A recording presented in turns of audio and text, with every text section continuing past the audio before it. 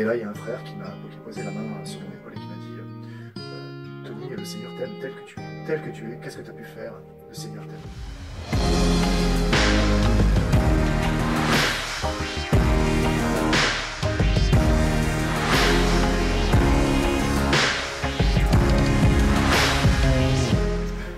Salut les amis, donc moi c'est Tony, donc j'ai 38 ans, je suis marié, j'ai 3 enfants, j'exerce la profession d'infirmier. Voilà, je vais vous faire part de mon témoignage donc, de cette rencontre merveilleuse avec le Christ. Donc voilà, je suis né dans une famille chrétienne, une famille vraiment présente, aimante, avec une enfance heureuse. Voilà, j'avais beaucoup de questions autour du Seigneur déjà très jeune. Hein. À l'âge de 3 ans, j'avais beaucoup de questions sur Jésus, sur Dieu, sur le mal, sur le bien. Voilà, et j'ai toujours recherché le Seigneur. Seulement ma vie n'était pas vraiment en adéquation avec le plan d'amour que Dieu avait pour moi.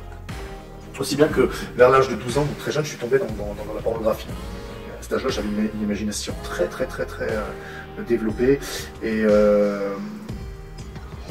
mes premiers films, je vais dire qu'ils étaient dans mon esprit, dans mon intelligence, dans mon imagination, je dirais.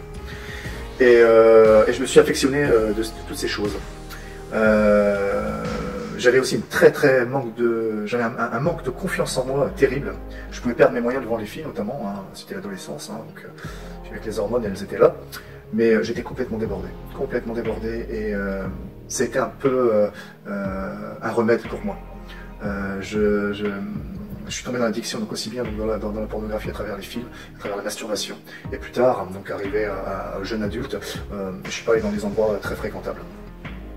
Avec toujours une soif, une appétence, et avec l'arrivée d'Internet, une imagination de plus en plus tordue. J'étais conscient de ce problème, et j'allais à la messe, le dimanche, hein, voilà, comme un bon petit chrétien. Mais ma vie n'était tellement pas en adéquation avec le plan de Dieu, avec le plan que Dieu avait pour moi, que même quand le prêtre élevait l'Eucharistie, pendant la messe, je pouvais voir des obscénités. J'avais des images qui me venaient comme ça, et en moi, il y avait cette lutte, une bataille. Hein.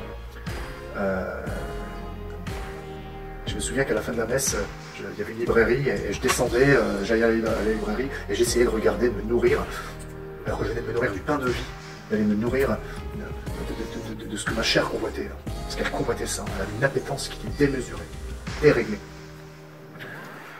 Et j'ai commencé vraiment à devenir accro, c'était très chronophage, puis on fait tout ça en cachette. Hein. Et je me consolais en me disant, bah, Tony, écoute, t'as pas de problème avec l'alcool, avec la drogue. Hein, je me répétais ça, je me dis, comparé aux jeunes de ton âge, tu vois, t'es un bon garçon. Ça, c'est la manœuvre de l'ennemi, ça.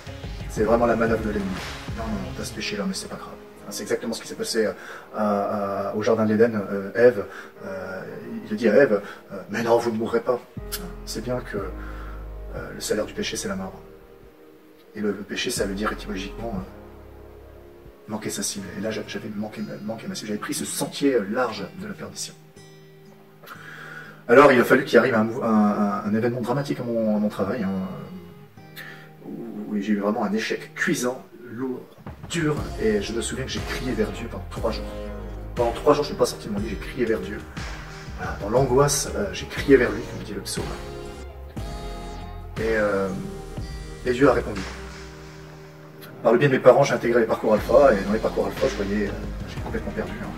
Je ne savais plus quoi faire de ma vie, et j'ai vu un amour fraternel que je n'avais jamais encore rencontré dans l'église. Je voyais des gens qui organisaient. Je me suis dit, waouh, c'est chouette. Et un jour, après avoir fait le parcours alpha, j'ai voulu participer en tant qu'animateur. J'ai participé en tant qu'animateur. Et un jour, il y avait après quelques parcours, la décision d'avoir un groupe de prière. Sur Roubaix, parce que j'habitais Roubaix à ce moment-là. Et dans ce groupe de prière, on avait fait une réunion, je consommais toujours de la pornographie à haute dose, avec un sentiment de honte et de culpabilité terrible. Et je me souviens que j'avais beaucoup consommé ce jour-là, et j'étais invité chez un frère bien aimé pour prier. Et pendant la prière, il y a une parole de connaissance qui est tombée. Une parole de connaissance, c'est quelqu'un qui reçoit quelque chose pour quelqu'un de la part du Seigneur. Et il y a quelqu'un de lourd dans la pièce. Et au même moment où il a prononcé ces mots-là, il y a une onction qui est tombée sur moi et j'étais tout tremblant et j'essayais de résister à l'esprit. Je voyais que les autres du membre du groupe qui se demandaient si c'était l'un ou l'autre. Et à un moment donné, je suis tombé à genoux. Ouais. J'ai dit que c'était moi. J'ai dit que c'était moi. Et que ces paroles étaient pour moi.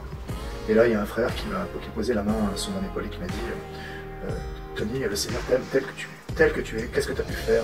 Le Seigneur t'aime. Et je suis allé donc à Lille, tout est possible, parce qu'il m'avait donné une invitation. Donc quand je suis arrivé là-bas, c'était un truc un peu fou. Il y avait des gens qui sautaient un peu partout, qui avaient des enseignements, de la louange. C'était ma première convention, je ne connaissais pas du tout ce genre de... Je me suis dit, oh là, je suis tombé un peu chez les fous. Et dans ce premier jour, j'avais trouvé ça plutôt intéressant, les enseignements étaient bien, les chants étaient super. Moi, je me dis, bon allez, je vais retourner. Voilà, ça m'avait attiré malgré tout. Ça durait un week-end, donc le lendemain, donc j'y suis retourné. Et il y avait Jean-Philippe Rouillet qui était en train de prêcher. Et à un moment donné, il y a une invitation pour aller pour avoir la prière, quoi. Et là, il y avait, je sais pas, une multitude de personnes. Et il demandait voilà, que les gens s'avancent pour une démarche pour recevoir le Saint-Esprit. Moi, je me suis dit, je suis pas venu pour rien, donc j'ai fait un petit pas de côté pour rejoindre la file. Et là, Jean-Philippe Rouillet s'arrête et dit, le jeune homme là qui vient de se lever, viens ici, viens par ici, le Seigneur, il faut qu'il y ait quelqu'un qui prie pour lui. J'ai eu la chance d'avancer devant tout le monde. Et là, il m'a demandé mon prénom, donc j'ai dit mon prénom, et il a commencé à prier pour moi, et il y a un frère qui m'a pris dans ses bras. Et là, je suis tombé à terre. Et j'ai été traversé par un torrent d'amour extraordinaire. J'avais jamais expérimenté ça. Une paix, un torrent qui me traversait, mais de la tête aux pieds, au point que je pouvais même pas me relever tellement que c'était puissant. C'était tellement puissant que je voulais pas que ça s'arrête, et en même temps, c'était tellement puissant que je me suis dit, mais je vais pas pouvoir je vais pas pouvoir contenir, ou je vais pas pouvoir, va falloir que ça dure longtemps, parce que c'était comme un trop plein d'amour, et j'ai fait expérience puissamment de Dieu à ce moment-là. Au point que quand je me suis relevé, je n'arrivais pas à dire d'autre chose que gloire à Dieu, gloire à Dieu, gloire à Dieu. Puis ça en est suivi un autre enseignement, où là Jean-Philippe Rouillet a commencé comme ça. Et là j'ai le doigt de Dieu mais pointé sur moi, qui disait voilà, dans son témoignage, moi l'alcool et la drogue ça m'a jamais intéressé. Et au moment donné où il a prononcé ces phrases là, j'ai eu une onction tout le temps de l'enseignement qui coulait sur moi, qui me lavait, qui me purifiait. Le péché c'est comme un serpent, et la pornographie c'est ça, c'est un serpent qui nous mord, et seulement quand il nous mord, il injecte son venin. Et le Seigneur avait retiré ce serpent à ce moment-là. J'ai eu ma délivrance à ce moment-là. Le Seigneur m'a conduit après dans la louange, dans l'adoration. Et en enlevant ce serpent, le venin s'est estompé au fur et à mesure. Tout ce venin qui m'avait infecté, comme une lèpre. Le Seigneur dit dans sa parole, dans Luc, chapitre 5, verset 12, « Si tu le veux, tu peux me purifier. » C'est le lépreux qui lui demande ça à Jésus. Et Jésus lui dit, « Je le veux. » Et sachez-le bien, il l'a fait pour moi, mais il peut le faire aussi pour vous. Ça serait trop long après de continuer parce que j'ai eu d'autres guérisons, d'autres délivrances. Mais voilà, le principal y est. Et je voudrais vraiment prendre un temps de prière avec vous. Et j'invoque le nom de Jésus sur chacun, sur tous ceux qui regarderont cette vidéo. Afin que si vous, ou si même des proches, vos proches à ce genre de problème, que ces chaînes puissent être brisées au nom de Jésus. Prions.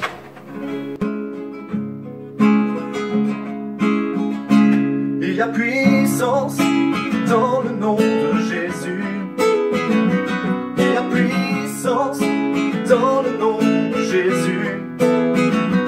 Il y a puissance dans le nom de Jésus. Pour briser les chaînes, briser les chaînes, briser les chaînes. Pour briser les chaînes, briser les chaînes, briser les chaînes. Il y a puissance dans le nom de Jésus.